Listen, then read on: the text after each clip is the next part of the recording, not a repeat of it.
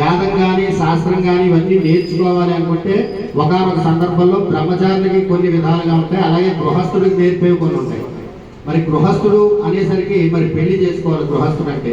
అప్పుడు సూర్యనారాయణమూర్తి ఏం చేశారంటే స్వామివారు తన కుమార్తె సువత్సల అంటే స్వామివారి యొక్క తేజస్సు, సూర్యుడి యొక్క తేజస్సు, ఆ తేజస్సు కుమార్తెగా చేసి సువత్సలించి వివాహం చేసి మిగిలిన శాస్త్రాలన్నీ కూడా నేర్పేట స్వామి ఆంజనేయ స్వామికి. కాబట్టి మీకు చాలాసార్లు చెప్పాను, భార్య అంటే మనలాగా ఏదో పెళ్ళాము ధర్మపత్ని అని కాదు.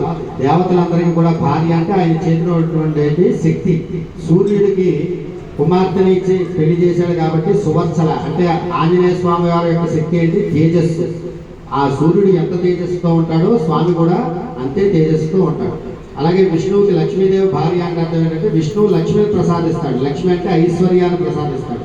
అలాగే శివుడికి భార్య పార్వతీదేవి అంటే ఏంటంటే ఐశ్వర్యాన్నితో పాటు సుమంగళి కూడా ఇస్తుంది. అంటే ఎవరైతే ఆడవాళ్ళు అమ్మవారి కుంకుమార్చన చేస్తారో వారు జీవితాంతం సుమంగళులుగా ఉంటారు. అంటే ఒక్కొక్క దేవతకి ఒక్కొక్క శక్తి ఆ దేవుడి శక్తి రూపంలో పెట్టుకున్నాడు అమ్మవారిని.